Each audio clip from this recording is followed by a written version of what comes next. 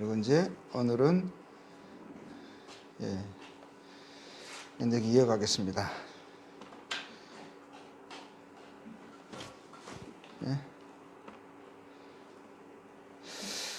지난주에는 우리가 여기까지 봤던 것 같아요. 자, 보겠습니다. 그때에 우리가 이 부분 지난주에 봤던 것 같긴 한데 다시 한번 자 누가복음 22장 1절에서 7절 말씀입니다. 그때 가이사 아구스도가 영을 내려. 근데 가이사는 이제 시저를 말하는 거죠. 이게 로마의 황제, 아구스도가 초대 황제예요. 이게 아구스도가 영을 내려서 천하로 다 호적하라 할 때에 하였으니 이 호적은 구레뇨가 수리아 총독이 되었을 때 처음 한 것이라. 천하의 이게 로마의 황제가 이제 되고 나서 그리고 이제 로마의 지배하에 있는 모든 나라들에게 호적을 이제 명한 거죠. 이제 이 큰 이유는 두 가지가 있어요. 첫 번째는 이제 많은 세금을 징수하려고 하는 목적이고요. 또 하나는 이제 그 군인들을 이제 활용하기 위해서 인구를 조사하는 이제 그런 거죠. 이제 그럴 때에 이제 모든 사람이 호적하러 각각 고향으로 돌아가매 요셉도 다윗의 집 족속이므로 갈릴리 나사렛 동네에서 유대를 향하여 베들레헴이라는 다윗의 동네로 그 약혼한 마리아와 함께 호적하러 올라가니 마리아가 이미 잉태하였더라. 그러니까 이제 호적을 하려면 자기의 이제 태어난 자기 고향으로 가야 되는 거죠. 근데 요셉은 다윗의 족속이니까 이제 다윗의 도시인 이제 베들레헴으로 가야 되는 거죠. 가기 위해서 갈릴리 나사렛에서부터 이제 함께 마리아와 함께 가는데 그때 마리아는 이미 예수님을 잉태하고 있었죠. 거기 있을 그때 해산할 날이 차서 첫 아들을 낳아 강보로 싸서 구유에 누였으니 이는 여관에 있을 곳이 없음이라라. 그러니까 하나님께서 약속하신 그 에덴 동산에서부터 첫 인류가 하나님의 말씀을 불순종하여 죄를 범했죠. 하나님께서 말씀하신 그대로 먹는 그날에는 반드시 죽으리라 하신 그대로 그들의 하나님의 심판 아래에 인류가 놓여지게 된 거죠. 아담과 하와가 죄를 범하였지만 그때 인류는 함께 죄를 범한 거죠. 왜냐하면 모든 인류가 아담의 자손이잖아요. 아담의 후예입니다. 그때 모든 사람들은 어디에 있었냐면 아담의 허리에 있었죠. 아담의 씨 안에 있었죠. 그가 죄로 오염됨으로 모든 인류가 오염된 거죠. 그래서 그 씨가 오염됐기 때문에 날 때부터 죄인의 속성으로 죄성을 가지고 이 세상에 태어난 거죠. 그래서 아담이 사단에 속한 자가 되었기 때문에 죄에 속하고 죄의 법인 사망에 속하고 그래서 사단의 권세에 속한 자가 되었기 때문에 이제 한 번 죽는 것은 사람에게 정하신 것이요 그 후에는 심판이 있다고 말씀하신 대로 사람들이 이제 죽게 되어지면 이제 하나님으로부터 이제 완전히 분리된 게 죄로 인해서 하나님으로부터 분리된 것이 사망의 본질인 거죠. 그러니까 하나님께 분리된 하나님께 죽은 자들이 인생들이 자기 몸으로 이제 그 사망을 두 가지로 경험하는 거죠. 첫 번째 사망을 그래서 육체의 사망이라고 하는 거죠. 육체의 사망도 분리를 이야기하는 거거든요. 영혼이 하나님의 형상대로 지어진 영혼이 육체로부터 분리되는 그때 사람들은 보고 저 사람이 죽었다고 말하는 거죠.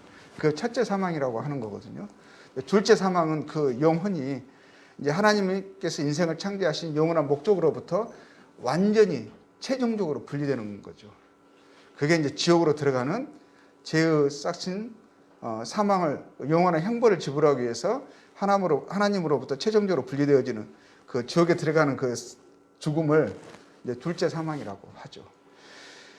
그래서 인류에는 이제 하나님께서 그때 이제 에덴 동산에서 죄를 범하여서 아직 쫓겨나기 전이에요. 그럴 때 하나님께서 약속하시잖아요. 여자의 후손을 약속하시잖아요. 그때부터 시작해가지고 계속적으로 하나님께서 약속하신 그 여자의 후손이 오심을 인류로 하여금 기다리게 하셨죠. 그 구약의 많은 유대 선지자를 통해서 그 구주에 대한 그 하나님의 약속들을 예언들을 계속적으로 증거하고 사람들로 하여금 이제 기다리게 하신 거죠. 그분이 드디어 오신 거예요. 여자의 후손으로부터 시작한 그 하나님의 약속이 드디어 성취되어져서 하나님이 정하신 그 기간에 하나님이 말씀하신 그 지역에 이제 태어나신 거죠. 그분이 오셨는데 하다못해 사람들이 늘 만한 그런 여관에도 장소가 없었어요. 왜냐하면 그때는 이제 호적하러 많은 사람들이 왔기 때문에 여관이 꽉 차 있었죠. 그래서 지금 이제 해산을 해야 되는데 해산할 장소가 없어가지고 어디에 간 거예요? 마구간으로 간 거예요. 아이를 낳았는데 누울 곳이 없어가지고 그 짐승들의 여물통, 먹이통에 그 위에 누이신 거예요. 그분이 천사들도 그분의 오심을 찬양하고 하나님께서 그분의 오심을 계속적으로 선포하고 기다리게 하셔서 인류의 유일한 소망이다 라고 하시면서 유일한 기회를 하시면서 기다리게 하셨는데 하나님 정하신 때에 오셨는데 모든 인류는 모든 사람들은 그분의 오심에 대해서 기다리지도 않고 그분이 오셨음을 알지도 못하는 그런 상황이고 오히려 오셨는데 그 해산할 적당한 장소도 제공되지 않고 마구간에서 짐승이 태어나듯이 그렇게 이 땅에 태어나신 거죠. 이제 모든 예언들이 이제 성취되어진 것을 봅니다. 이제 여자의 후손으로 오신다 하셨죠. 창세기 3장 15절에 그 약속의 말씀, 그리고 아브라함과 이삭과 다윗의 후손으로 오신다 하셨어요. 이 예언이 성취가 됐고요. 다윗의 후손으로 오셨죠. 그렇죠? 이 예언이 성취가 됐습니다. 이사야 7장 14절 여자의 후손이라는 그 말이 구체적으로 이제 더 이해가 됐죠. 그것은 처녀에게서 나신다, 동정녀에게서 나신다는 그런 의미였었죠. 그래서 마리아라는 처녀가 또 남자와 상관없이 그 처녀의 몸이 빌려져서 이제 그 안에 성령의 능력으로 잉태가 되신 것이죠. 그걸 이스라엘의 베들레헴이라는 도시에서 나신다고 하셨는데 거기서 태어나신 거죠. 그리고 어떠한 연유로 인해서 예수님이 어렸을 때에 애굽으로 간다는 말씀이 있어요. 애굽으로 가는데 애굽에 있는 동안에 하나님께서 그를 다시 부르신다는 호세아서의 예언이 있거든요. 이제 이 예언이 이제 성취가 되어집니다. 이제 어떻게 되어질 것인가는 이제 보게 되는데요. 이렇게 예수님이 마구간에서 태어나셨습니다. 나사렛이 저기거든요. 위쪽이죠. 갈릴리 위쪽이죠. 근데 베들레헴까지 가려면 베들레헴이 예루살렘 밑에 있어요. 가려면 상당히 먼 거리거든요. 근데 그 애를 임신한 만삭이 된 아내를 데리고 요셉이 간 거예요. 그래서 결국 그의 지역에 딱 도착했을 때는 거의 이제 해산할 날이 가까운 거였었죠. 예. 그러니까 우리가 이제 보면은 이제 BC 지금 우리가 2020년에 지금 살고 있잖아요. 근데 2020년이라는 것은 그 처음에 시작한 그 원년이 있잖아요. 그 원년이 무엇으로 갈라지냐면 무엇이 시작된 것이 원년인가 이제 그 갈라지죠. 그때의 시점, 예수님이 오신 그 시점이 원년이 되는 거예요. 그 2020년이라는 것은 그때부터 2020년이 흐르는 지금을 살아가는 거거든요. 근데 그 전에 이제 우리나라는 이제 서기 전 이렇게 되어 있죠. 기원 전 이렇게 말을 하거든요. 영어로는 BC죠, BC. BC가 before Christ 그래가지고 before는 전에라는 뜻이잖아요. 크라이스트는 그리스도죠. 그리스도 전. 그러니까 예수 그리스도의 탄생전을 BC라고 하는 거예요. 이제 근데 성경도 보면은 이제 66권이지만 크게 두 부분으로 갈라지잖아요. 이 갈라지는 구약 성경과 이제 신약 성경이죠. 이 갈라지는 부분이 곧 BC인 거죠. 구약 성경이 BC죠. AD는 영어가 아니라 라틴어예요. 라틴어. 아노 도미니 이래가지고 이 말은 우리 주님의 해 이런 뜻이거든요. 우리 주님이 다스리신다 이런 의미도 있어요. 그러니까 AD 우리 주님이라는 것은 누굴 이야기하는 거예요? 예수님을 이야기하는 거거든요. 예수님의 탄생으로 인해서 탄생 전과 탄생 후로 이렇게 역사가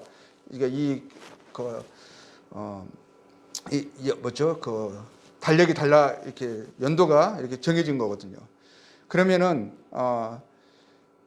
그러니까 이 서기를 쓰고 있는 모든 사람들은 자기들이 인정하든 인정하지 않든 예수님을 주로 이야기하고 있는 거예요. 우리 주님의 주님이 다스리신다, 이런 의미니까요.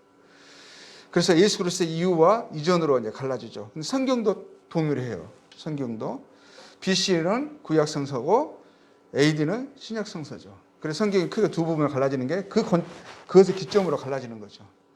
그래서 성경이 이제 신약 성서가 시작이 되는데, 신약 성서에서 첫 장을 딱 열면 구약이 이제 말라기에서 끝나잖아요. 39권이 끝납니다. 그리고 끝나고 이제 그 공백이 있죠. 그 사이가 이제 구약과 신약의 공백이죠. 그리고 신약이 딱 시작돼 가지고 첫 장을 열면 마태복음이 나오죠. 그게 이제 AD로 시작하는 거죠. 다음에 첫 장이 이렇게 되어 있습니다. 1장 1절. 아브라함과 다윗의 자손 예수 그리스도의 세계라. 이 말이 의미가 심장한 거죠. 구약을 알고 있는 사람들에게는 이 말이 무슨 의미인 줄 알죠.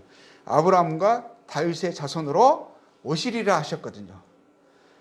예수 그리스도께서 오셨는데 우리 주님이 오신 거죠. 그래서 새로운 세계가 열린 거죠. 그러면서 이제 신약 성경이 시작이 됐고, 그때부터 온전으로 해서 이제 세대가 흘러가게 된 것이고 역사가 달라졌습니다. 마태복음 이제 2장에 이제 이런 말씀이 있죠. 이거는 이제 예수님이 태어나고 나서 좀 지난 상황이에요. 근데 이런 일이 일어나게 되죠. 베들레헴에 주의 사자가 요셉에게 현몽하여 가로되 헤롯이 아기를 찾아 죽이려 하니. 이제 헤롯 대제예요. 헤롯, 그때 유대를 다스렸던 헤롯 왕이 있는데, 이제 헤롯이라는 이제 이 사람의 이름으로 그 다음에 왕들이 다 이름을 이제 헤롯이 왕이라는 뜻이 되는 거죠. 그래서 다 보면 뒤에 이제 헤롯이 나오거든요. 근데 그 말이 그냥 왕이라는 뜻이에요. 왕. 이게 이집트에서는 바로라 그러잖아요. 왕을 바로라고 하거든요. 그런 것처럼 이제 유대에서는 왕이 이후로 헤롯이라는 이름으로 불려지는 거죠. 그러니까 그 헤롯이 이름이 나와도 다 한 사람이 아니에요. 근데 이 사람이 시작이에요. 이 사람이 이제 헤롯 1세거든요. 근데 이 사람이 그때 이제 유대의 왕이었는데 헤롯이 아기를 찾아 죽이려 하니. 왜냐하면 아기가 유대의 왕으로 나신 이가 누구냐 하고 동방에서 박사들이 와서 예루살렘에 와서 헤롯 왕에게 물어보거든요. 이 사람이 생각하기에, 동방의 박사들이 생각하기에는 당연히 유대의 사람들은 알 거라고 생각을 했어요. 유대의 왕을 계속적으로 그들에게 선포되어졌었고 오실 것이라고 약속되어 있었기 때문에 그분이 오셨다라는 것을, 드디어 오셨으니까 예루살렘과 온 유대가 그분의 오심을 기뻐하고 즐거워할 거라고 생각을 한 거예요. 그래서 왕에게 가서 물어본 거예요. 다 당연히 알 거라 생각하고. 근데 아무도 몰라요. 오히려 유대의 왕으로 나신 이가 누구냐 하니까 이 헤롯 왕은 위협을 느끼는 거죠. 그래가지고 아직 어릴 때 나중에 장차 이가 커서 자기가 왕위를 찬탈할 거를 생각하고 씨를 이제 없애려고, 씨를 말리려고 어떻게 하죠? 죽이려고 작정을 하죠. 그래서 일어나 이제 아기를 찾아 죽이려니 일어나 아기와 그의 모친을 데리고 애굽으로 피하여 내가 네게 이르기까지 거기 있으라 하시니 요셉이 일어나서 밤에 아기와 그의 모친을 데리고 애굽으로 떠나가. 이 이유 때문에 떠나가는 거예요. 어렸을 때. 그래서 아버지 요셉에게 나타나서 지금 헤롯 왕이 그 지경에 있는 그 2살 이후에 2살 아래 그 동방에서 나신 그 박사들이 올 때 메시아가 오셨다고 할 때 그 별을 본 거거든요. 그 별이 나타난 때를 물어요. 대략 보니까 그래서 2살 아래 넉넉하게 봐서 2살 아래 모든 사내 아이는 다 죽이라는 명령을 내리거든요. 명령이 떨어지기 전에 요셉에게 천사들이 나타나서 빨리 피신할 것을 말하고 그래서 애굽으로 떠나게 하는 거죠. 그래서 애굽으로 떠나 있는 거죠. 떠나 있는 사이에 헤롯이 죽었어요. 그 기간 동안에 헤롯이 죽은 후에 주의 사자가 애굽에서 요셉에게 현몽하여 가로되 일어나 아기와 그 모친을 데리고 이스라엘 땅으로 가라. 아기의 목숨을 찾던 자들이 죽었느니라 하시니 요셉이 일어나 아기와 그 모친을 데리고 이스라엘 땅으로 돌아오니라. 이렇게 해서 호세아 11장 1절에 있었던 애굽에서 이제 하나님께서 그 아들을 부르신다는 그 예언이 성취가 되는 거거든요. 이렇게 해서 이제 이집트에서 다시 이스라엘로 부르신다는 예언이 이렇게 성취가 되는 거죠. 이 우유가 있는 거죠. 그러고 나서 드디어 하나님께서 말라기에서 그러셨잖아요. 사람들을 준비시키기 위해서 먼저 선지자를 보내실 거다. 그 선지자가 오셨잖아요. 요한이죠. 그 요한이 드디어 이제 그가 장성하여서 사람들에게 구주가 오셨음을, 하나님께서 약속하신 바로 그분이 오셨음을 이제 사람들에게 선포하는 일을 시작합니다. 선지자의 사역을 이제 시작을 하죠. 그의 사역이, 그는 특별히 그런 기적을 행하지 않았어요. 기적을 행하지 않고 그의 정결하고 거룩한 삶을 통해서 사람들에게 이제 하나님께 그들의 마음을 돌이키라 하면서 회개를 선포했었죠. 마태복음 3장 1절에서 2절 보면 그때 드디어 이제 세례 요한이 자기 사역을 시작을 한 겁니다. 세례 요한이 이르러 유대의 광야에서 전파하여 가로되, 이제 뭘 전파한 겁니까? 회개하라. 마음을 돌이키라. 너의 지금의 삶에서 돌이키라. 돌이키지 않으면 죽으리라 하면서요, 회개를 전했습니다. 지금 사는 대로 살면 죽는다 이거죠. 하나님의 심판이 기다리고 있다. 어느 정도 죄를 지어야, 어떻게 해야 우리가 지옥 갑니까? 하던 대로 하면 지옥 간다 이거죠. 지금 사는 대로 하는 것이 하나님의 심판 아래서, 하나님의 진노 아래서, 하나님의 저주 아래서 사는 것이다. 가던 길을 멈추고 돌아서라 하는 게 회개예요. 회개하라 하고요, 천국을 전합니다. 천국이 가까이 왔느니라. 하나님의 나라가 있다라는 거예요. 천국은 관념의 장소가 아니라 그냥 사람들이 있으면 좋겠다 하는 소망의, 그냥 헛된 소망의 장소가 아니라 실제하는 장소라는 거예요. 이 땅의 삶이 전부가 아니라는 거예요. 정말 거듭거듭 말씀하는 것은, 하나님께서 기록하셔서 우리로 하여금 알려주시는 것은, 한 번 죽는 것은 사람에게 정하신 것이요, 그 후에는 심판이 있다라는 거예요.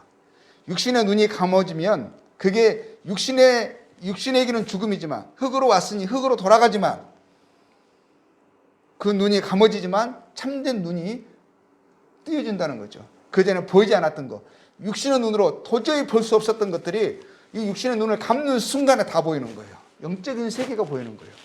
천사들이 보이고요, 하나님이 보여요. 끝이 아니라는 거죠. 아이가 태어나면, 아이가 뱃속에서 있다가 공기도 들이마시지 않으면서 살잖아요. 물속에 살고 있어요. 태로 필요한 양분이 공급되죠. 아이가 태어나잖아요. 태어나는데 처음에 숨을 안 쉬고 있어요. 아직 태에서 아직 생명이 아직 호흡을 하고 있잖아요. 근데 그 상태에서 계속 호흡을 안 쉬면 안 되는 거거든요. 울어야 되거든요. 팍 터져 나와야 되거든요. 그러면 탯줄을 이제 자르잖아요. 새로운 생명으로, 그전에는 탯줄로 공급받았지만 이제 세상에 나왔거든요. 다른 체계가 필요한 거거든요. 그렇죠? 그 안에서는 새로운 참된 생명을 위해서, 삶을 위해서 준비한 거였었어요. 뱃속의 삶이 전부가 아니었었어요. 엄마의 뱃속의 삶이. 그거는 준비하는 기간이었거든요. 그 기간이 아이에게는 길고 요원하게 느껴졌을지 몰라요. 그래서 여기에서 살 거라고 생각했을지 몰라요. 그렇지만 하나님은 알고 우리들은 아는 거였었죠. 그렇죠? 잠깐이고 때가 되면 나와야 된다는 것은, 이 땅의 삶이 엄마의 뱃속에 있는 것과 같은 거예요. 씨가 흙 속에 묻혀서 떨어져서 그 씨가 죽으면 그 안에, 씨 안에 있던 생명이 결국에는 발화되고 나타나는 것처럼 우리의 삶이요, 이 땅의 삶이 마치 흙 속에 있는 생명과 같은 거예요. 우리는 부활의 생명을 가지고 있어요. 어떤 자들에게는 영생의 부활로, 어떤 자들에게는 영벌의 부활로. 이 땅의 삶이 전부가 아니라는 거예요.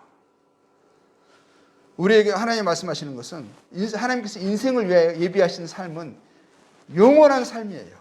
하나님의 형상대로 인생을 지으셨거든요.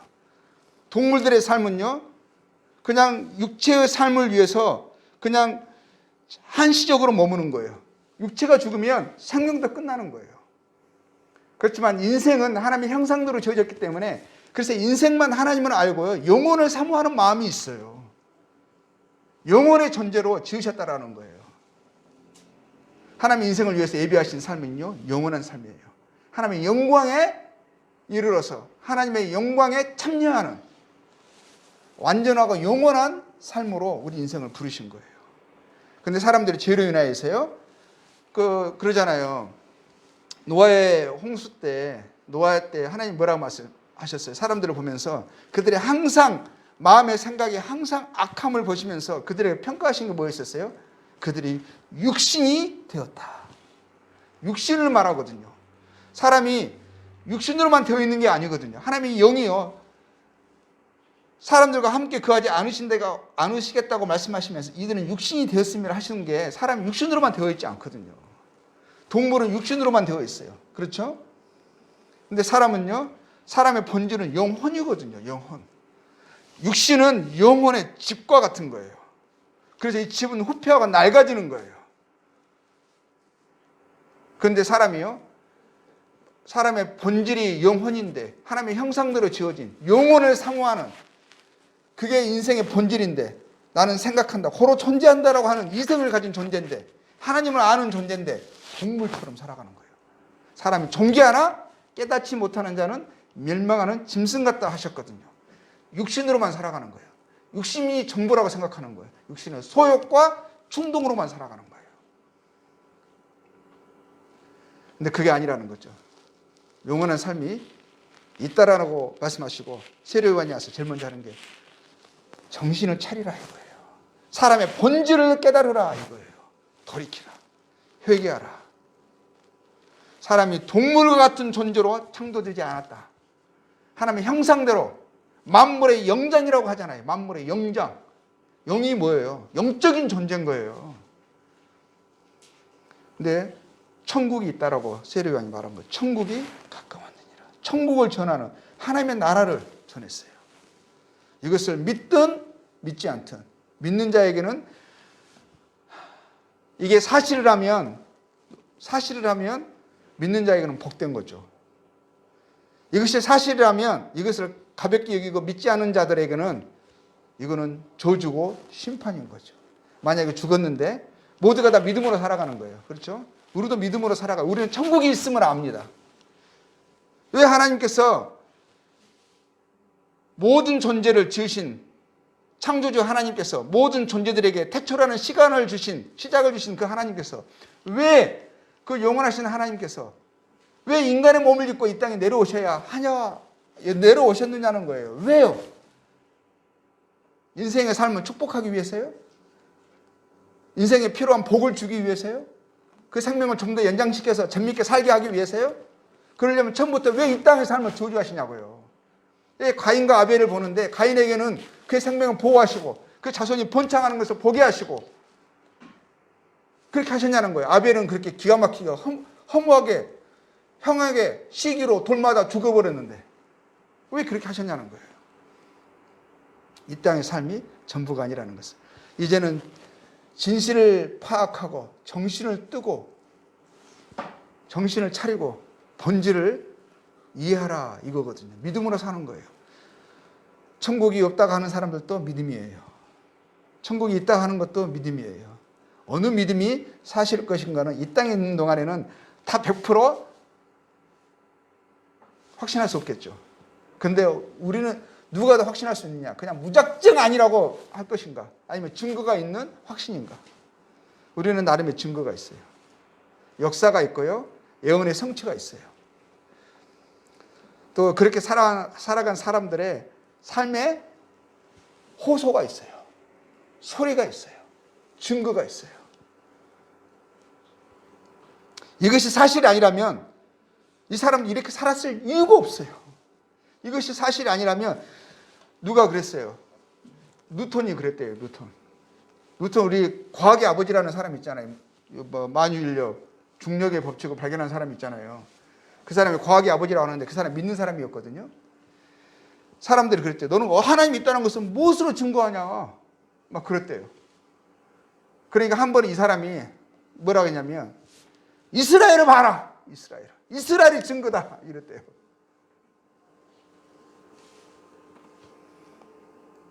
회개하라. 천국에 가까웠느니라. 에스겔서 33장 11절에 이렇게 말씀하고 있습니다. 주 여호와의 말씀에 나의 삶을 두고 맹세하노니, 하나님이요 자기보다 큰 신이가 없기 때문에 자신을 두고 맹세하시는 거예요.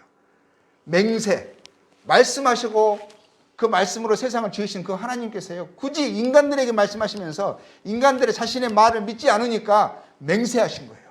내가 진실로 내게 이르노니, 나의 말이 사실이라는 것은 네가 믿어줬으면 좋겠다. 나는 거짓말을 하지 않고 내 하는 모든 말들이 1.1억의 어긋남도 없이 그대로 성취되어질 것이고 성취되어 왔다. 왜 나의 말을 왜 믿지 않느냐, 듣지 않느냐? 너희는 사람의 말도 믿잖아, 너희 서로. 근데 왜 나의 말을 거짓으로 여기고 한 귀로 듣고 한 귀로 흘려버리고 멸시하느냐 이거예요. 그래서 하나님이 간절한 마음으로 맹세를 자주 하세요. 정말 믿어달라고. 나의 삶을 두고 맹세하노니 나는 악인의 죽는 것을 기뻐하지 아니하고 악인이 그 길에서 돌이켜 떠나서 사는 것을 기뻐하노라. 이스라엘 족속아 돌이키라. 이게 회개예요. 회개. 너희 악한 길에서 떠나라. 악한 길에서 떠나지 않으면 하나님이 하실 수 있는 방법은요, 그에게 내리신 하나님의 하실 일은 심판하시는 거예요. 하나님은 심판주이시기도 하시거든요. 하나님은 창조주이시니까 모든 것의 주인이시지만 주인이시기 때문에요, 자신에 의해서 창조된 지어진 존재들에게 책임이 있으세요. 하나님의 뜻에서 벗어나서 합당치 않은 고장난 인생이 되어버리고 고장난 존재라면 하나님께서 그것을 폐기 처분할 수밖에 없어요. 그래서 그것을 폐기 처분을 뭐라고 말하냐면 죽이는 걸로 말씀하시는 거예요. 왜 죽으려고 하느냐? 나는 너희를 폐기 처분하는 거, 쓸어버리는 거 원치 않는다. 노아의 방주 때 그러셨잖아요. 내가 너희를 쓸어버리리라 하셨거든요. 인구가 50억이 넘었다는 말이 있어요. 그런데 그 중에서 겨우 한 가족만 하나님을 알았으니 나머지는 어떻게 됐겠어요? 마음에 생각하는 것이 항상 악하다고 말씀하셨는데 도저히 소리가 안 되는 지점에 이른 거예요. 어떻게 하셨어요? 쓸어버리겠다 하셨거든요. 하나님이 은혜를 베푸시고 기다리실 때는 정말 너무너무 놀라우신 분이에요. 은혜가 무궁하다고 말씀하세요. 그런데 하나님이 한번 심판을 작정하시잖아요. 그분만큼 두려운 게 없어요. 하나님의 손에, 여호와의 손에 빠져 들어가는 것이 무서울진저 하셨어요. 무서울진저. 하나님이 얼마나 무서운 분이시냐면 지옥을 만드신 분이에요. 지옥이 얼마나 끔찍한 곳인지는 상상이 안 돼요. 상상을 뭘로 하시냐면 천국이 좋은 만큼 정반대로 하셨어요. 천국이 좋은 만큼. 천국이 어떤 곳이냐? 우리가 가면 확인할 거예요. 근데 그것이 영원토록 측량이 안 돼요. 근데 그것만큼 정반대라고 180도 반대라고 생각하시면 지옥이 얼마나 끔찍한 곳이라는 것을 알 수 있어요. 지옥에서는 천국을 상상하는데 지옥의 고통이 크면 클수록 정반대라는 것을 상상하면 되는 거예요. 지옥을 만드신 분이에요. 무서우신 분이에요. 잔인하신 분이세요. 저에 대해서는.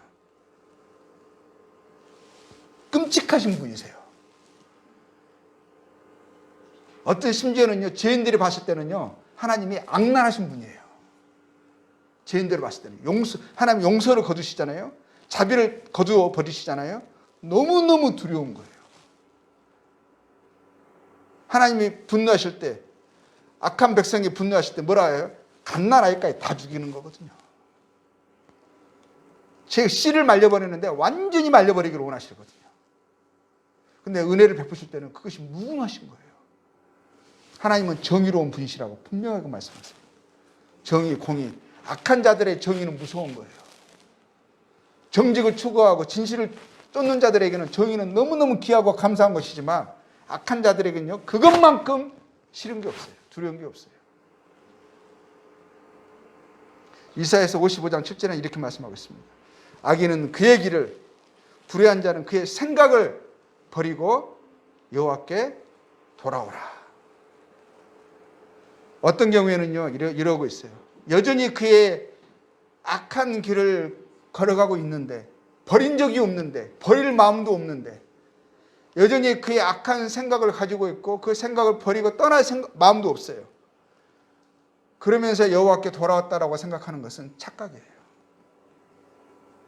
하나님은 공의로우신 분이세요. 죄를 미워하시는 분이세요. 그분은 그것을 우리들에게 이해하기 쉽게 뭐라고 말씀하시냐면 하나님은 빛이시다 하셨어요.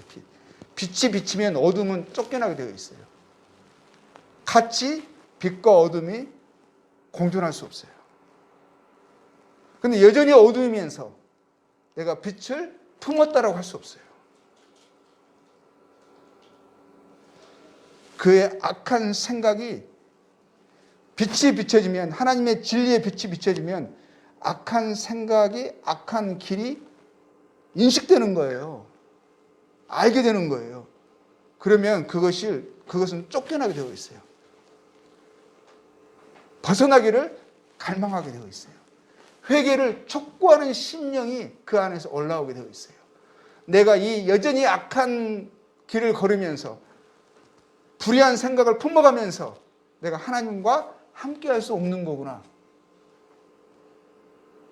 둘 중에 하나를 선택해야 되는 거예요. 여전히 불의한 길로 나가기를 원하든지 나아가든지 아니면 그것을 버리고 하나님께 나오기를 선택하든지. 분명히 말씀하시는 거예요. 그의 길을, 그의 생각을, 불의한 생각을 버리고 여호와께 돌아오라. 그리하면 긍휼히 여기신다 하셨어요. 근데 여전히 불의한 생각을 버리지 않고 여전히 악한 길을 걸어가고 있으면서 하나님의 긍휼을 기대한다? 불쌍히 여김을 받을 것을 기대한다? 이거는 착각이에요. 먼저는 회개가 요구됩니다. 먼저는 그래서 드디어 하나님께서요, 약속하신 그분을 보내셨어요. 그분이 오셨어요. 오셔서 그 일을 시작하시기 전에 가장 먼저 마지막 총정리를 또 한 번 하세요. 총정리를 누구를 통해서 하시는 거예요? 세례 요한. 세례 요한이 하시는 주 사역이 뭐였어요? 회개예요. 회개. 마지막까지 회개를 촉구하는 거예요. 회개 없이는 돌이킴도 없어요. 긍휼도 없어요.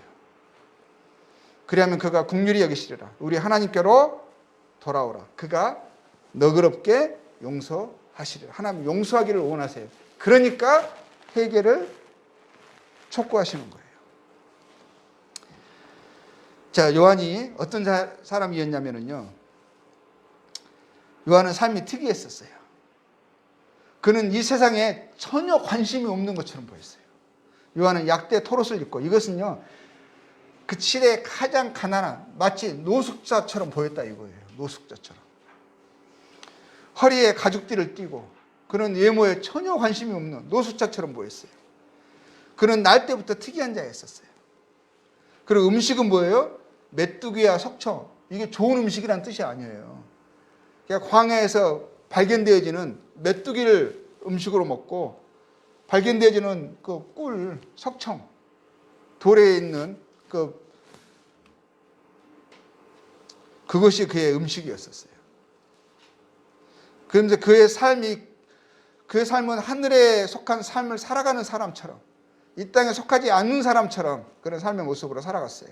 그의 삶의 모습이 사람들에게 비쳤을 때 세상에 붙잡혀 있고 이 땅의 삶이 전부라고 여기면서 살아가는 사람들의 그 삶은요, 빛처럼 불편한 사람으로 보였어요. 이때 예루살렘과 온 유대와 요단강 사방에서 다 그에게 나와 어떻게 했죠? 자기들의 죄를 자복하고, 왜 요단에 있는 세례 요한에게 나와왔을 때 죄를 자복했겠어요? 죄를 추적해서 그런 거예요. 죄를 추적했어요. 그 사람이 누구랄지라도, 심지어는 왕에게도요, 그가요, 주저하지 않고 그의 죄가 발견되면 왕의 죄를 지적했어요. 그래서 그 죄를 지적을 받고 자복을 하는 사람들, 돌이킨 사람들, 내가 정말 죄인이라는 것을 인식하고 내가 하나님 나라에 이를 수가 없구나, 나는 지옥 자식이구나, 사단에 속한 자구나, 하나님의 영원한 진노를 받아 마땅한 죄인이구나, 불의한 그 생각을 내가 버려야 되겠구나, 나는 불의한 자였고 악한 길을 걷는 자였고, 이런 세례 요한의 이 죄의 지적을 통해서 양심의 조명을 받은 사람들이 나와서 하나님 은혜를 강구하면서 천국을 사모하면서 용서를 구하면서요 죄를 자복합니다. 죄를 자복하고 나온 사람들에게 사람들이 보는 데서 어떻게 했어요? 사람들을요 그냥 물속에 푹 집어넣어 버리는 거예요. 집어넣는 건 뭐예요? 너는 죄로 인하여 이렇게 죽어야 된다는 거예요. 하나님 심판 아래 있는 존재라는 거예요. 근데 그러면 다시 일으킵니다. 왜냐하면 우리를 구원하시기 위해서 구주가 오셨다. 그분을 기다리라. 그분이 오셨다. 나는 그의 신발의 끈도 풀기에 합당치 않는 자다. 성령으로 세례를, 나는 너에게 물로 세례를 주지만 성령으로 세례를 주실 그분이 오셨다 하면서 그분을 기다리게 하시는 거였었어요. 그래서 그의 침례가 그걸 의미하고 너는 죽어야 되는데 우리가 소망 있는 것은 다시 살 수 있는 것은 그분이 오셨기 때문이다. 그가 해례와 구원을 전한 거예요. 이때 예수께서 요한은요 예수님보다 6개월 빨리 와요. 6개월 형이에요. 근데 요한은 사역은 그 전부터 시작을 했었죠.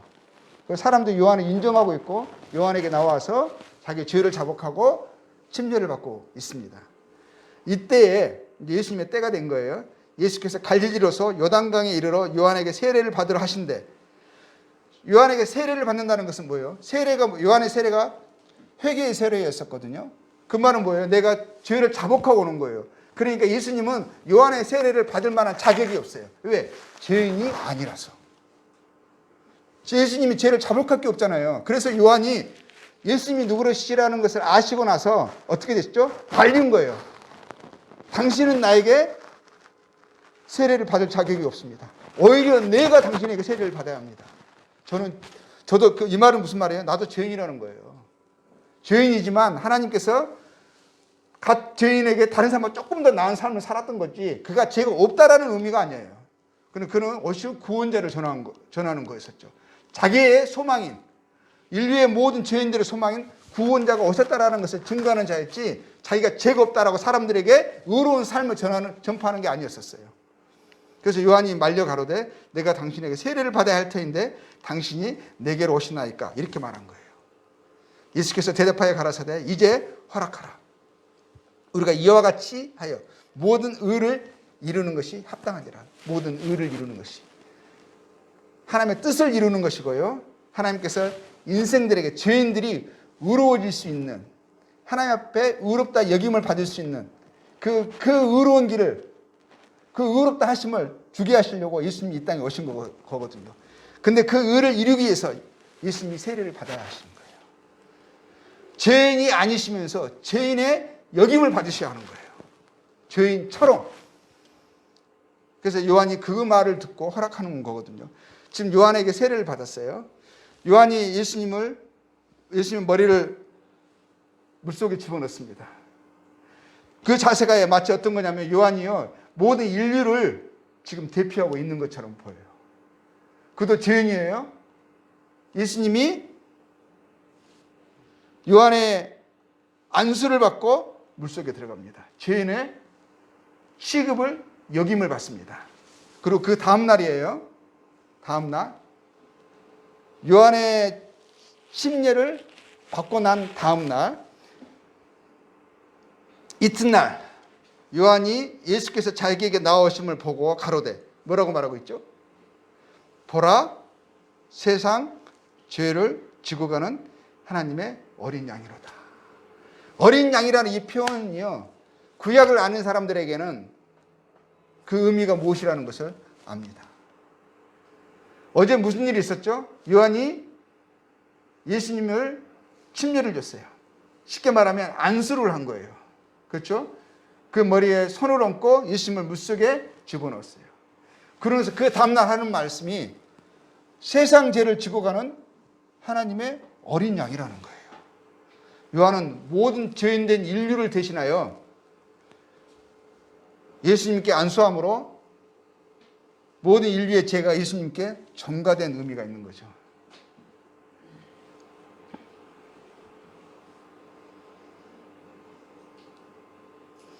그러나 세례 요한은 자기의 사역을 충실하게 감당을 하고 드디어 왕에게도 그렇죠? 왕에게도 두려워하지 않고 왕의 죄를 신랄하게 지적을 했어요.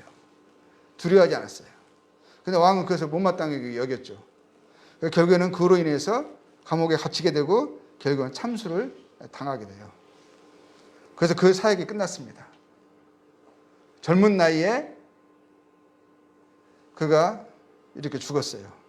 세례 요한이 죽고 나서 예수님의 이제 사역이 이제 본격적으로 이제 시작이 됩니다. 세례 요한에게 주어진 사람들의 마음을 준비시키는, 그리고 오실 구원자를 받아들일 수 있는 그들의 합당한 심령으로 준비시키는 그 사역을 성심성의껏 충실하게 감당하고 나서 이제 그 때가 돼서 이제 그가 죽고, 그러고 나서 예수님께서 이제 자신의 사역을 시작을 하시는데요.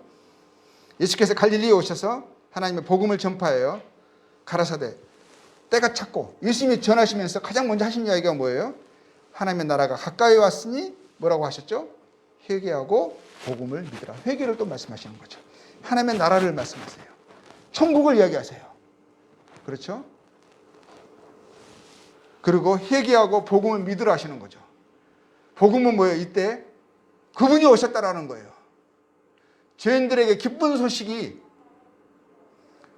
좋은 소식이, 복된 소식이 뭐죠? 구원하시기 위해서 구원자가, 하나님의 어린 양이 이 땅에 오셨다 이거죠. 그분은 가르치심도 달랐어요. 그냥 다른 일반의 사람들과 달리 그 말씀에 권세가 있으셨죠. 제가 가버나움에 들어가니라. 예수께서 곧 안식일에 해당에 들어가 가르치심에 무사람이 그의 교훈에 논란이 이는 그 가르치시는 것이 권세 있는 자와 같고 서기관들과 같지 아니함일러라. 그분의 말씀이, 왜냐하면 하나님 예수님께서 말씀으로 세상을 창조하신 창조주 하나님이시잖아요. 그 말씀의 권위와 능력이 있습니다.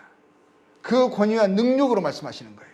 마치 법을 정하신 분처럼 모든 것을 존재하게 하신 그 능력의 말씀으로 말씀하시는 그 자체가 권세가 있었다는 말씀을 하시는 거죠. 범상치 않으셨다라는 거죠. 그리고 예수님이 또 저물어 해질 때 모든 병자와 귀신 들린 자를 예수께 데려오니 온 동네가 문 앞에 모였더라. 예수께서 각색 병든 많은 사람을 고치시며 많은 귀신을 내어 쫓으시되. 그러니까 예수님께서 하시는 일을 통해서 이분이 하나님께서 보내신다고 약속하신 그 구원자가 맞구나 하는 것을 그분의 행하신 사역을 통해서 또 증거하게 하신 거죠. 그분에게 약속된 모든 예언이 그분 안에 성취된 그것과 함께 그분이 하신 말씀, 그분의 하신 능력을 통해서, 기이한 역사를 통해서 예수님이 하나님께서 약속하신 구원자가 맞으심을, 그리스도이심을 선포하신 거죠. 그리스도라는 말이 메시아라는 뜻이잖아요. 그리고 그래서 예수님이 가시는 곳마다 사람들이 막 엄청나게 몰려들었죠. 예수님이 오셨다 하면 온 마을이 몰려들었어요. 어떠한 병든 자라도, 어떠한 귀신 들린 자라도 예수님께 데리고 나오면 다 나왔거든요. 그래서 예수님이 오신다는 소식을 들으면 미리미리 준비했다가 온 동네가 나왔어요. 가는 곳마다 사람들이 막 몰려다녔습니다. 다른 제자들도 많았어요. 근데 그 중에서 예수님이 특별하게 12제자를 예수님이 선택을 하시고 그들과 함께 항상 먹고 자고 하시면서 그들을 가르치십니다. 이 가르치심 중에요, 이런 가르치심이 있어요. 누가 보면은요, 12장에서 봅니다. 13절에서 21절 보면 무리 중에 한 사람이 이르되 선생님 내 형을 명하여 유산을 나와 나누게 하소서 하니, 이 사람 지금 문제가 있는 거예요. 형이 나쁜 형이었었어요. 부모가 돌아가셨는데 돌아가시고 나서 많은 유산을 물려줬는데 그 형이 동생과 그 유산을 나누지 않고 동생에게 어느 정도 적당한 유산을 물려주지 않고 혼자 다 가져버린 거죠. 그래서 이 동생은 지금 억울하잖아요. 그 억울함 풀어달라고 공의롭게 예수님이 이것을 좀 해결해달라고 이제 부탁을 하러 온 거죠. 근데 그 부탁에 예수님이 이렇게 말씀하시는 거예요. 이 사람아, 누가 나를 너희의 재판장이나 물건 나누는 자로 세웠느냐 하시고 그걸 고절하세요. 오히려 그들에게 이르시되 뭐라고 말씀하시냐면 그들의 문제를 지적하세요. 삼가 모든 탐심을 물리치라. 이거는 형에게만 말씀하시는 것이 아니라 동생에게도 말하는 거예요. 사람의 생명이 그 소위에 넉넉한 데 있지 아니하니라 하시고, 예수님이 마치 그들의 지금 현재 이 불합리한, 그들이 봤을 때는 큰 문제잖아요. 이런 부분에 별로 관심을 두고 있지 않으시는 것 같은, 이것보다 더 큰 문제, 너는 가장 큰 문제, 더 중요한 우선의 문제를 생각하지 않고 이 삶에서 탐심에 붙잡혀서 그 문제로 지금 연연해 있다는 것을 그들은 문제를 지적을 하시는 거죠. 그러면서 그들에게 비유를 한 가지 들어서 말씀하세요. 비유로 그들에게 말하여 이르시되, 한 부자가 그 밭에 소출이 풍성하매 심중에 생각하여 이르되, 내가 곡식 쌓아둘 것이 없으니 어찌할까 하고, 또 이르되, 내가 이렇게 하리라. 내 곡간을 헐고 더 크게 짓고 내 모든 곡식과 물건을 거기 쌓아두리라. 또 내가 내 영혼에게 이르되, 영혼아, 열에 쓸 물건을 많이 쌓아두었으니 평안히 쉬고 먹고 마시고 즐거워하자 하리라 하되. 그러니까 이 한 부자를 말씀하시면서요, 비유를 말씀하시면서, 이 부자는 뭐냐면 그 한 해 밭에 소출이 아주 풍성했다라고 말을 하는 거죠.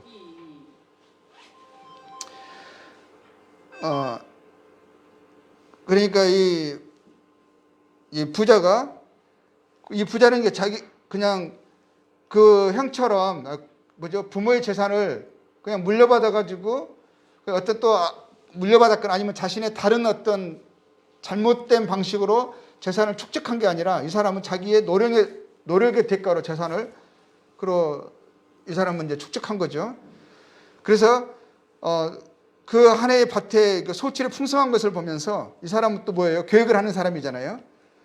판단을 하고 분석을 했어요. 근데 보니까 올해 소출량과 비교해서 이것을 소출해가지고 수확을 해서 곡간에 쌓아놓아야 되는데 곡간이 지금 부족한 거예요. 그래서 어떻게 하죠? 막바로 계획을 수립하죠. 곡간을 헐고 크게 지은 다음에, 그리고 그만큼 뭐죠? 열심히 계획이 있고 또 성실하고 또 판단력 있고 또 실행에 옮기는 그런 사람이잖아요. 게으르지 않는 사람이죠. 그래가지고 이제 모든 노력을 다 동원해서 할 수 있는 여력을 다 동원해가지고 이제 곡간을 짓고 또 수확을 해서 소출을 곡간에 쌓아놓고 나서 모든 것을 계획했던 일을 마친 거죠. 그러고 나서 뭐라고 말하는 거죠? 내가 내 영혼에게 이르되, 영혼아, 이제 열에 쓸 물건을 많이 쌓아두었으니까 이제 평안히 쉬고 먹고 마시고 즐거워하자 하는 거예요. 모든 인생들이 이것을 계획하고 이것을 좋게 여기지 않습니까? 그렇죠.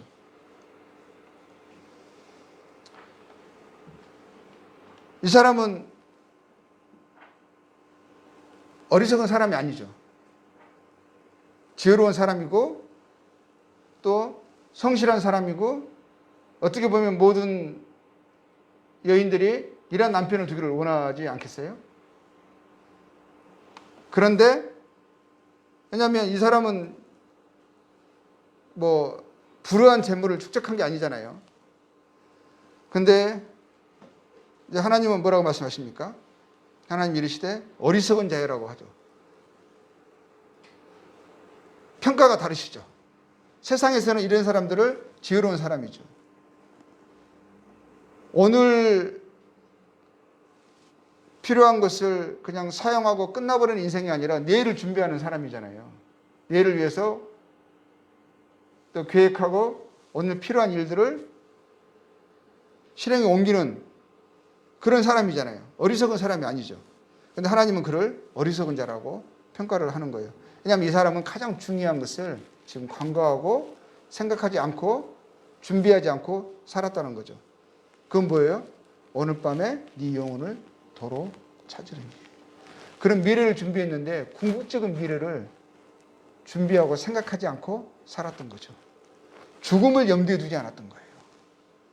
우리가 아무리 오늘 완벽한 계획을 내일을 위해서 수립한다 할지라도 오늘 내가 죽을 수 있다라는 그 전제 속에 영원한 삶의 관점에서 인생을 계획하고 준비하지 않았다라는 거예요. 그것이 결정적인 문제라는 거죠. 어리석음이라는 거예요. 내가 아무리 많은 것을 준비했다 할지라도 죽음으로 인해서 뭐죠? 모든 것을 다 놓고 가야 된다는 거죠. 그 자기를 위하여 재물을 쌓아두고 하나님께 대하여 부여하지 못한 자가 이와 같으니라. 그냥 자기를 위해서 산 거예요. 하나님 앞에 설 것을, 하나님의 인생을 위하여 하나님이 인생에게 원하시는 목적과 뜻을 전혀 생각하지 않고 염두에 두지 않고 그것을 토대로 삶을 살지 않은 거예요. 자기가 이 세상의 주인 돼서 하나님 돼서 산 거예요. 그게 인생의 근본의 문제라고 하시는 거죠. 그게 어리석은 인생이라고 하는 거예요. 하나님 지금 기회를 주고 있으신 거지 내 힘으로 건강 유지되는 것이 아니고요. 생명이 연장되는 것이 아니라는 거예요. 아무리 건강한 육신이라 할지라도요. 자그마한 세포 하나만 변형돼 버리면 그렇게 끝나는 게 인생이에요. 머리에 그 실핏줄 하나만 막혀도요. 인생이 끝나버리는 게, 건강이 무너져 버리는 게, 오늘이라 하면서 인생을 마감해야 하는 게 그만큼 유약한 인생이라는 거예요. 하나님이 나에게 오늘 일하는 기회를 주시는 것은 나로 하여금 더 영원한 것, 궁극적인 것을 기억하고 그것에 합당한 것을 예비하는, 그것을 위해서 더 중요하고 합당한 것을 실행하는 인생을 살라 하시는 거죠. 하나님께 대하여 부유한 자가 되라 하시는 거예요. 하나님을 생각하고 하나님의 뜻을 마음에 새기고 그것을 실행하는 인생이 되기를 원하시는 거죠. 그래서 이 부자의 비유를 우리에게 이 불만이 가득 찬 동생과 그 이야기를 듣는 사람들에게 하신 거예요. 궁극적인 것이 이것이다. 물론 그 형이 문제긴 해요. 그렇지만 더 큰 너 형과 함께 너에게도 문제가 되는 것은 뭐냐면 네 마음속에 하나님을 경외함이 없구나. 내 이 땅의 삶이 너는 전부로 알고 있구나. 죽음이 언제 어느 순간에 임할 줄을 염두에 두지 않고 있구나. 하나님 앞에 서게 될 것을 생각하면서 그것을 준비하는 인생을 살아가고 있지 않구나. 어리석은 자야.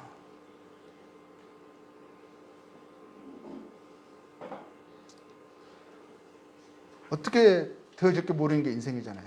누가 오늘 이런 사고가 날 거라고 누가 생각을 하고 아침에 가족들과 인사를 하고 저녁에 보자 하고 떠났겠어요.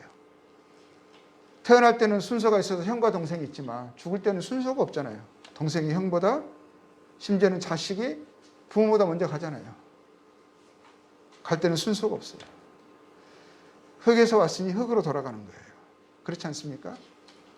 한번 죽는 것은 사람에게 정해진 것이고 그 후에는 심판이 있다라는 이 말씀은요. 그냥 하신 말씀이 아니에요. 이건 진리고 사실이에요. 모든 사람이 죄를 범하였음에 하나님의 영광에 이르지 못하더니 이 문제가 해결되지 않고 살아간다는 것은요. 너무너무 위험한 것입니다. 또 주님이 한 가지 더 예화를 들어서 말씀하세요. 이것을 말씀하시려고 뒤에 예화를 들으시는데요. 집 하인이 두 주인을 섬길 수 없나니 혹 이를 미워하고 저를 사랑하거나 혹 이를 중히 여기고 저를 경히 여길 것입니다. 너희는 뭐라고 말씀하시죠? 하나님과 재물을 겸하여 섬길 수 없느니라 하시는 거예요. 하나님을 사랑한다면 재물을 사랑하면서 하나님도 사랑한다고 말하기가 쉽지 않은 거예요. 하나님과 재물을 겸하여 섬길 수는 없는 거예요. 하나님이 나에게 주시는 재물을 내가 누릴 수는 있어요. 감사하며 살아갈 수는 있어요. 근데 그 재물을 위해서 하나님을 이용할 수는 없는 거예요. 하나님보다 눈에 보이는 그 어떤 것이요 더 위에 있을 수는 없어요. 바리새인들은 돈을 좋아하는 자들이라 이 모든 것을 듣고 비웃거늘 그렇죠. 예수께서 이르시되 너희는 사람 앞에서 스스로 옳다 하는 자들이나 너희 마음을 하나님께서 아시나니. 뭐라고요? 너희 마음을 하나님께서 아시나니. 사람 중에 높임을 받는 그것은 하나님 앞에 미움을 받는 것이니라. 하나님 앞에 살아가는 인생이 되라 하시는 거죠. 하나님이 중히 여기시는 것을 중히 여기라 이거죠. 하나님이 주실 수 있는 것을 위해서 하나님을 저버리고 하나님 없이도 그것을 얻고 하나님보다 더 가치 있게 우선으로 여겨서는 안 된다는 거죠. 그거는 너무너무 위험한 인생이고 어리석은 삶으로 끝날 수 있는 거예요. 그러면서 하나님이 한 예화를 주십니다. 한 부자가 있어. 자색 옷과 고운 베옷을 입고 날마다 호화롭게 즐기더라. 이 사람은 너무너무 부자여서요. 그 재물을 평생을 다 쓴다 할지라도 다 쓸 수가 없었어요. 날마다 잔치를 할 수가 있었어요. 근데 정반대되는 한 인물이 있습니다. 나사로라고 하는 거지예요. 헌데투성이 온몸에 부스럼투성이 상처투성이 온몸에 고름으로 얼룩져 있는 거예요. 뒤덮여 있는 거죠. 그의 대문 앞에 버려진 채 극과 극의 사람을 대조하고 있습니다. 이 세상에서 가장 복된 자로 여겨지는 한 인물이 나오고요. 부자라는 사람이 있고 정반대 저주받은 인생처럼 보이는 사람이 있습니다. 극과 극입니다. 이 사람 부자는 다 가지고 있어요. 좋은 부모, 형제들, 많은 부, 날마다 잔치하면서 즐기고 누릴 수 있는 그런 능력과 여건이 그에게 조성되어 있어요. 고통이 없어요. 근데 이 부자는, 이 가난한 거지는요, 아무것도 없어요. 아무것도. 돈도 없고요, 가족도 없고요, 건강도 없어요. 아무것도 없습니다. 부자의 상에서 떨어지는 것을 배불리려 하며 심지어 개들이 와서 그 헌대를 할더라. 개보다 못한 인생을 살아가고 있어요. 근데 개보다 못한 그의 삶이요, 그 가련한 삶이 그것이 오히려 복이 돼가지고 마지막 죽기 전에는 하나님의 은혜를, 하나님의 복을 얻은 자가 되었어요. 영원한 삶을 듣게 되어졌고 그 영원한 생명을 얻는데 하나님께서 베푸신 은혜와 자비의 좋은 소식, 복음을 듣고 믿게 됐어요. 그래서 그 거지가 죽었지만 그는요, 그것으로 인해서 어떻게 됐죠? 그 가련한 삶의 처지가 그로 하여금 복음의 가치를 인식하게 했고 결국에는 그도 죽었을 때 천사들에게 받들렸어요. 아브라함의 품에 들어가고 거지가 죽었죠? 당연히 가진 게 아무것도 없잖아요. 건강도 없잖아요. 그러니까 빨리 죽었어요. 근데 부자는 그가 모든 것을 가졌지만 건강도 거지에 비해서는 뭐죠? 완전한 건강을 가지고 있었거든요. 그럼에도 불구하고 부자가 영원히 살지 않은 거예요. 부자도 뭐라고 되어 있죠? 부자도 죽어요. 거지가 장사됐단 말은 없어요. 근데 부자도 죽어 장사는 장례식을 걸쩍지근하게 했겠죠. 그렇죠? 그렇지만 그도 죽었어요. 거지보다는 오래 살았어요. 그렇지만 죽었다고요.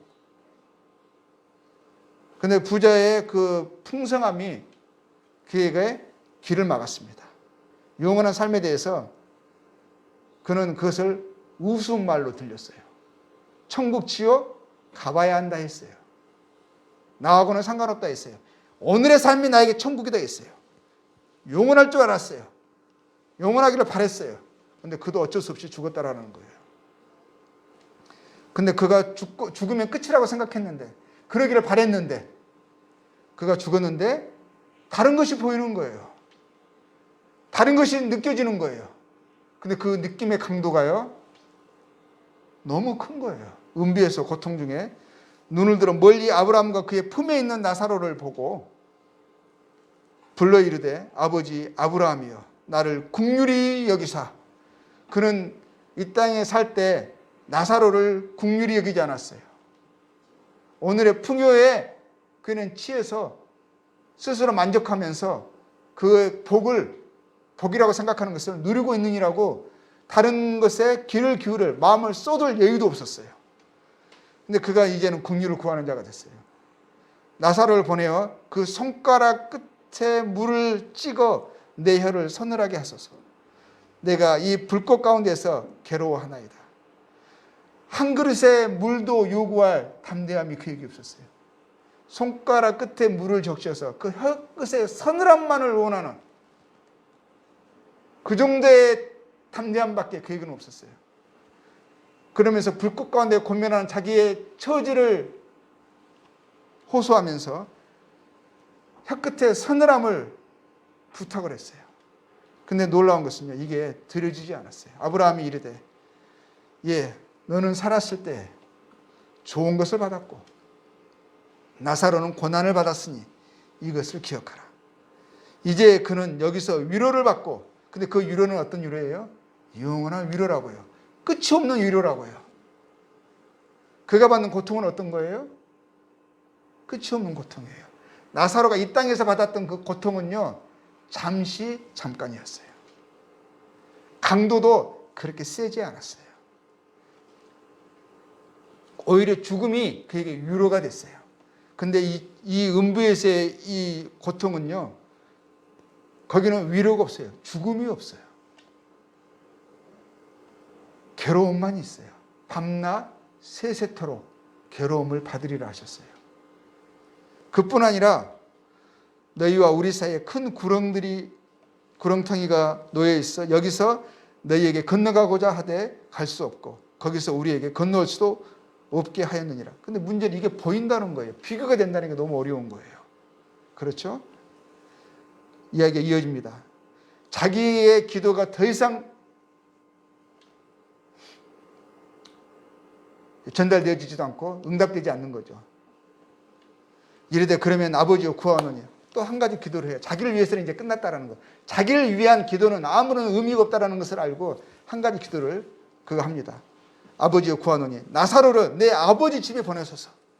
자기 형제를 위해서 걱정하고 있는 거예요. 아직 이 땅에 살고 있는, 아직 살아있는 내 형제 5이 있으니 그들에게 증언하게 하여 그들로 이 고통받는 곳에, 음부는 뭐라고 표현하고 있죠? 죽음 후에 이 땅의 삶이 끝나고 나서 하나님을 알지 못하는 인생, 불우한 길에서, 악한 길에서 떠나지 않고 살았던 그 인생, 돌이키지 않았던 인생들이 그들이 갈 곳을 뭐라고 말씀하고 있는 거예요? 고통받는 곳이라고 하는 거예요. 고통받는 곳에 오지 않게 하소서. 자기를 위해서는 이제 그의 기도가 아무런 의미가 없다는 것을 알고 하다못해 한 방울의 물도 허락되지 않는 것을 아는 거예요. 그렇죠?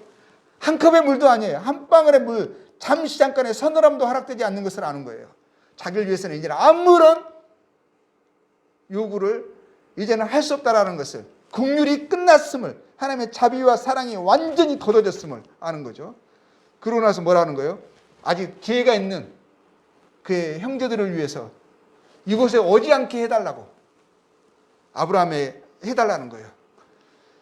아브라함이 이르되 그들에게 뭐라고 하시는 거예요?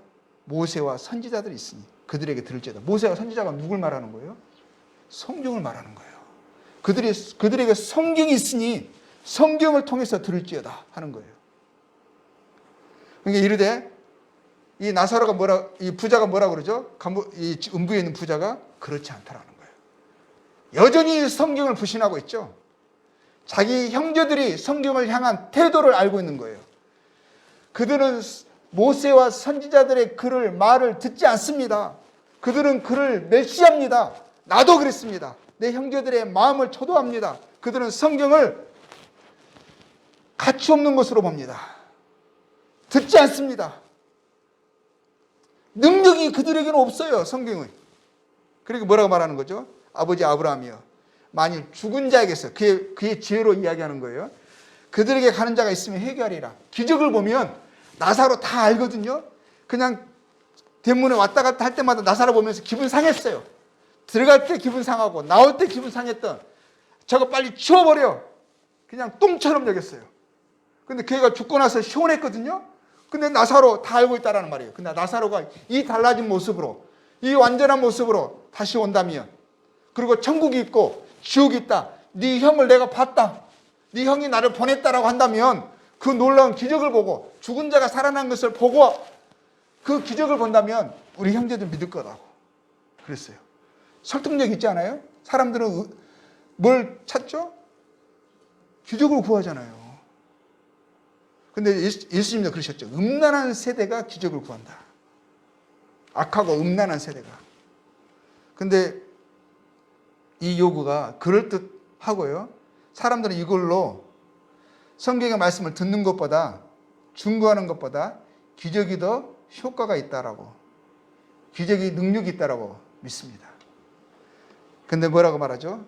이르되 모세와 선지자들에게 듣지 아니하며 성경을 통해서 회개하지 않는다면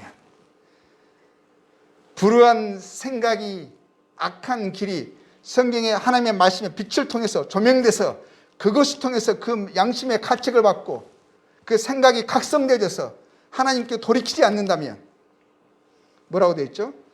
비록 죽은 자 가운데서 살아나는 자가 있을지라도 구원함을 받지 아니하리라 하였다 하시니라.